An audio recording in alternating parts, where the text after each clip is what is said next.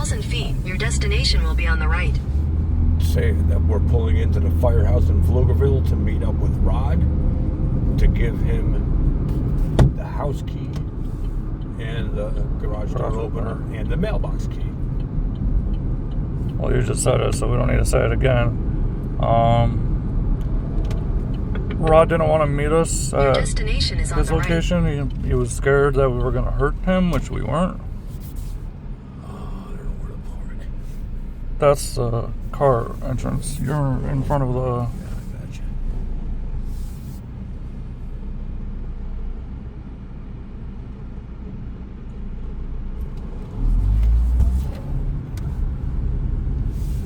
Right here. That's probably his car. That one right there.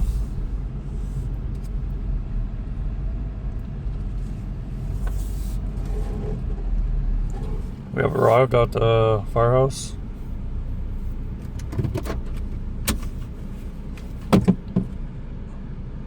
Did he go inside? That's the firehouse.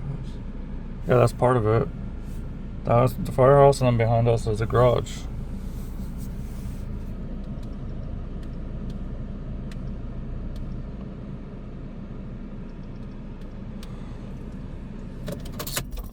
Is he in there?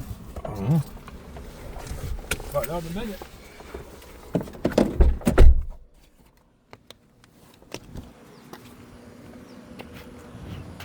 How does that say ESQ2?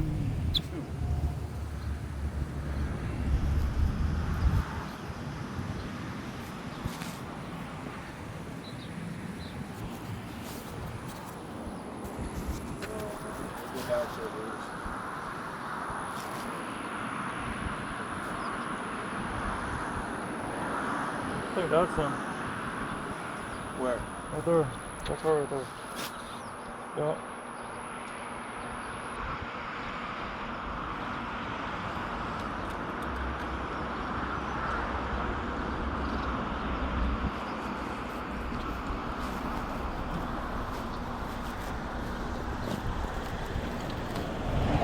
We only have the one key to the house, correct? The one I left for you that day. Yes, that is correct. I have the other house key, I have the mailbox key, and the garage door open. All three items. Okay. I do have one question for you, real quick. We did our walkthrough the last night we were there. Timestamped the whole 9 yards, and there was no broken windows, and now there is. Well, The master bedroom the window is now broken. The master bedroom window was broken When? when I arrived. Before you were there, I went into. No, I it wasn't. walked Because we did a walk. We have a timestamp. Here's the thing. I have pictures from before you moved in, Yep. and I have a video of before you moved in that's timestamped, and it doesn't show a broken window. So at some point when you guys were in possession of the house, there's a broken window. We have a timestamped video of the apartment that night with no broken window. Possible that one of the people that was moving furniture out of the. No. Okay. This was after the fact. You're welcome to send that to me, and I'll look at the metadata on it. But all I can tell you is, when I gave keys and we did the walkthrough with Shannon on the day she moved in, the Yes. window was not broken. Right. It Okay. is now. So if we send the video that she took I will look at it. that has timestamped, date, the whole 9 yards, with the window in one piece. Again, it's, Because it's our next step is going to be sending the police to the house next door to ours down there that has video cameras in his backyard that can show that window that somebody broke from the out. It was broken from the outside, not the inside. So that's our next step, because we're not getting framed for this. Again, send me the video. Okay. Look, I gotta tell you, at the end of the day, the window was not broken when she took possession. The window is broken. And it wasn't broken when we were there, because in the garage It you was. turned. It was broken that day. When me and you were in the garage, you turned to me and said there was we didn't do any damage. Any damage that was there was done prior to. Okay. Okay, you did say that because I have it recorded. I am not going to get into an argument with you right now. If you want to give me the stuff, then I'll look at the video that you sent me. Okay, I will have her send that to you. Okay. Next question: when do you have somebody moving in? It's not really any of your business. It is, because we pay till the end of the month. And we will be factoring all of that stuff in. You'll be factoring what?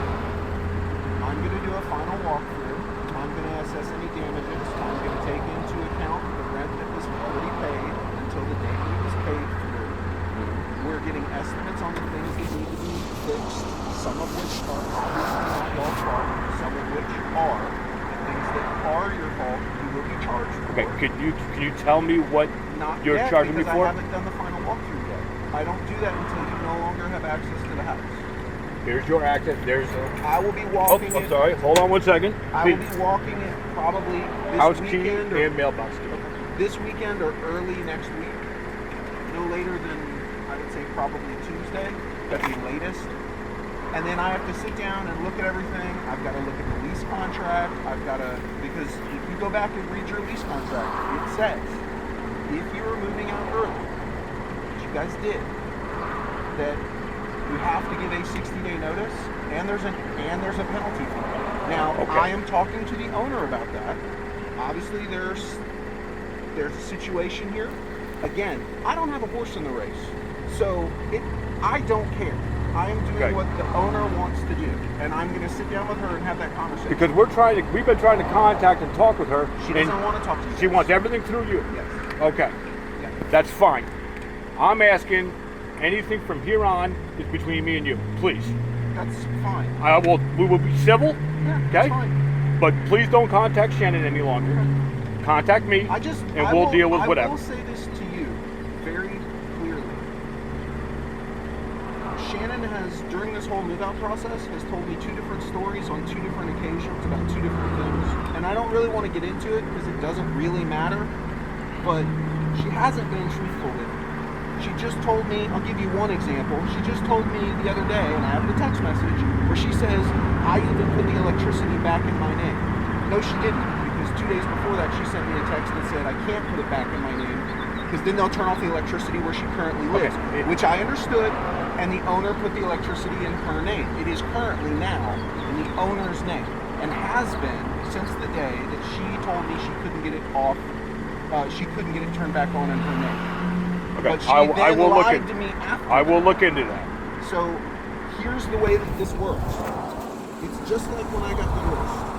When the 2 people have a disagreement, we go to the court with a legal document and we abide by, when we don't agree, we go by the legal document. And that is what I'm going to tell the owner. If we can come to an agreement, great. If we can't, then we go by what's in the lease contract, because that's what's going to be held up in a court if we go to court. Which I want to be very clear, I have no interest in doing. I don't want to go to court. So I have to sit down and go through all the stuff. We've got estimates that we're getting for the repairs that need to be done. Again, in my opinion, the majority of those repairs have nothing to do with you guys. It's stuff that was messed up before she moved in. Definitely. The floors, as an example. I'm not going to charge you guys for the floors. The floors were messed up before we moved in. It had nothing to do with you. But anything that was damaged during, like, the carpet in the bedroom was brand new when she moved in. Okay. That's also wear and tear over a year and a half. The frayed edge we're going to have to patch, and it's not going to be crazy expensive, but we're going to have to patch that. And that is a repair cost that is above and beyond normal wear and tear. Please understand, I'm very familiar with what is considered normal wear and tear. I was in property management for 16 years. I've been to court for evictions. I've been to court for disputes on this sort of stuff. I am not going to put the owner in a position where I say something that's not true. And the carpet is a perfect example. There is some damage. I don't know what the repair is going to be. It might be $40. I have no idea. I've got a contractor coming in. I've got a third-party company coming in to do it. I'm not making that determination. I'm not a carpenter. So I'm going to go through and get all that list, and then we'll have a conversation. And if we can come to an amenable decision, that is my goal. Nobody wants to go to court. Can you bear with me for 2 minutes? I'm just going to call Shannon right now and tell her to send you that video right now. You can do that, but she's got my number, so just have her send it over to me, and I'll let you know when I receive it. Okay. I'll text you when I receive it. And like I said, communication from here on between me and you? I have no ill will towards her, but I'm going to be honest with you. Anytime she just wasn't getting whatever she wanted, she just started ignoring me. She refused to respond to text messages. She refused to answer phone calls. Yeah, I don't know anything about That's that. why So, I showed up at the house, was because she was saying some crazy stuff. And we were in the middle of a conversation. We were in the middle of a conversation about meeting at the house. So I was on my way to the house, and then she stopped communicating with me. Cold. Okay. So when I'm already en route to a location that she said, hey, let's meet, yes, it is expected, because I didn't not give notice. I talked to her and said, hey, let's meet at the house. Okay, great. And then she didn't like some of the things I was saying, so she just put me on ghost. Okay. So Okay. Like I said, I don't know anything about that. So I'm going from this moment on. yeah, I have no problem contacting We you, will do Steve. the That's fine. communicating. That's fine. We I will don't keep know. it civil, and I have no personal investment in this one way or the other. I Well- want everyone to be happy. That is my ultimate goal. The hey, look, less we stress you know, there we is- got the shit out of there in plenty enough time, because we were told by you guys that. The other thing is, like, she keeps saying she gave a 30-day notice, and then the moment I asked about getting the keys, she said, well, no, I gave a 38-day notice. So which is it? Well, Because the email that I have says 30 days. Okay, well, we So gave I you. have to go by what's in writing that I show to Okay. a court, and it says, here's our 30-day notice. Okay, but here's the thing, though. If we're going by that 30-day notice, like you said, You know, which we just did, right? then we can't bring up the 60-day thing in the freaking lease. Then you can't have it both ways. Right. Well, probably, exactly. You're right. We can't. And this is a perfect example. I said to her at the very beginning when she sent that email with the 30-day notice, I said, hey, check your lease. You have to give a 60-day notice, even if you're breaking your lease. That is what is in the contract. It specifically says that.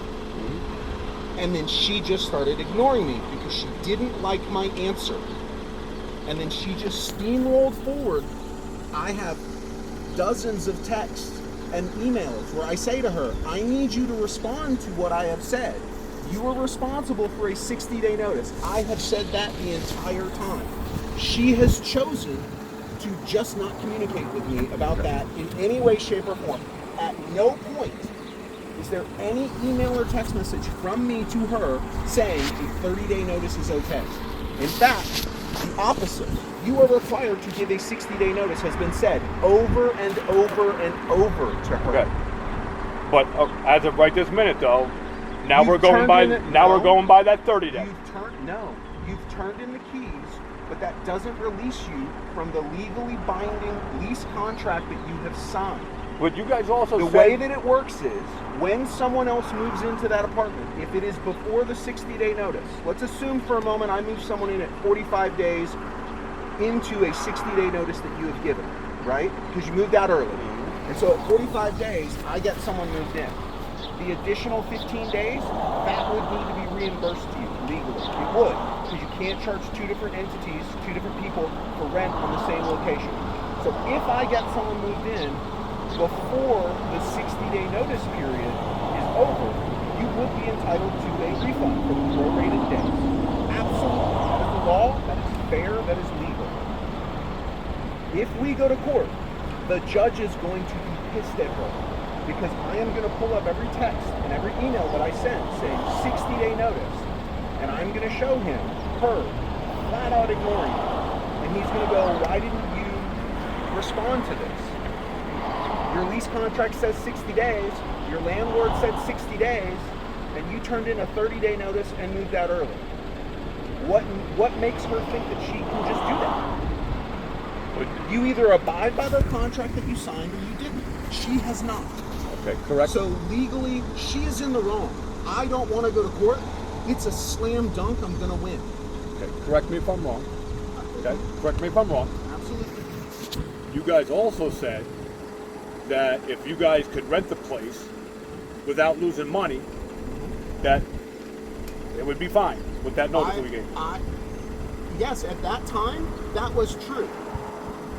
And I'm still willing to have a conversation about that, making it the best for everyone. But I have to tell you, When two people don't agree, we go by the legal document. And the truth is, your daughter is just ignoring me. And she has been since the day she gave notice, and I said, you have to give a 60-day notice. She has chosen to ignore me. So goodwill, to be blunt, goes out the window. Because she wants what she wants, and she doesn't care about the lease contract she's signed. I have no ill will towards her. I like her. If she's a good person, no problems with the daughter. None. Except, she's just not getting her way and pitching a fit. And she's not even really pitching a fit. She's just ghosting. She's just ignoring me, thinking I'm going to stick my head in the sand and it's going to go away. I'm going to do an accounting. And the accounting is going to include a 60-day notice. Plus, check the lease contract. 85% of 1 month's rent as a penalty for breaking the lease early. Legally, that's what they're entitled to. Flat out. And if we don't come to a resolution, we'll put something in writing in an email. When we come to a resolution, then I'm just going to go file it at the court, and it's going to be a judgment against it. I don't want to do that. Do you have my email? Yes, you do. Emailed me, so I think you do. Like I said, any communication. I would just, my suggestion to you would be, I'll read the lease. I will do. Read the lease on breaking the lease part, and ask her to show you where it says she can just give a 30-day notice and you got her. I'll deal with that. Again, I am trying to get the house leased. At this point, truthfully, I'm being told it's probably going to be mid-August before it's able to get back into, because we've got to do a make ready and we've got to hire a contractor and yada yada. So it's not going to be this month. I don't have set dates yet. I haven't gotten the final quotes yet, the bids on what we're doing. So I don't know yet in stone what is set, but it's not going to be July. So, like I said, just have any communications, go through me, text me, email me, whatever the case is, I will respond. Absolutely. And again, I want to be clear. I don't have any ill will towards you. Don't have any ill will towards her. I wish you guys the best. If there's a way that we can make it work for everybody, we will. But to me, it doesn't seem like it, because she wants, she won't communicate with anybody. Well, right, because she's in a different state. Well, I understand that, but she is the home owner. She has hired me to be her landlord because I have 25 years of experience. Okay. She doesn't. That's fine. She just, so lady owns a house. So I'm helping her, making sure that she doesn't know these contracts. Like, she's unsure how that works. She was asking me questions the last time I talked to her about it. I said, well, look at this part of the lease. This is what it says. Yada, yada, yada. So I'm walking her through it as well. And I want to be clear, there's nothing that I'm doing that is not spelled out explicitly in her lease contract that Shannon signed. And I'm a dad, you're a dad. Teach our kids to own up to responsibilities, to your obligations. I'm protecting my grandkids, that's why we move. And I get that, I'm not saying that I'm not in your same situation, but the protection, I mean, look, the truth is, as a putting in that barrier that we talked about putting in, it's not something that's above and beyond. That is not something that a landlord has to do. I understand. It is a thing that I pushed for and suggested to her. The owner dragged her feet a little bit, but the truth is the solution was walk your dog on a leash for a week or two. Don't go in the backyard for a week or two. It's not an infestation. There was never a snake in the house. It was in the backyard. That backs up to a green belt. We live in Texas. Snakes are a part of living. You know that, I know that, we all know that. I was still going to get it done. I had just talked to, when she gave her notice, I had just talked to the owner 2 or 3 days before that and said, hey, what are we doing here? Let's get this thing put in. And she was getting different quotes or whatever. So it was still a thing that was happening. It just seems like a very convenient excuse. Could have gone a couple of weeks, just don't go in the backyard. Well, we were told somebody was coming on Wednesday the 14th. And then when they didn't nobody called me. Hey, where's the person who was supposed to come out? And then I would have got on it and figured it out and gotten it taken care of. But nobody called me, nobody texted me, nobody emailed me. I'm the guy. She knows I'm the guy to talk to. She knows if something didn't happen, reach out to me. So again, it just seems like a convenient excuse to get out of the lease, and she wants to do it with no penalty and no repercussion. And that's not how it works. We signed a legal document. We're going by the legal document. Again, I'm going to do everything I can to come to an amenable agreement where nobody gets screwed over. That is my goal. Because I don't want to do any of that stuff. I don't want to go to court. I just don't. But like we can't.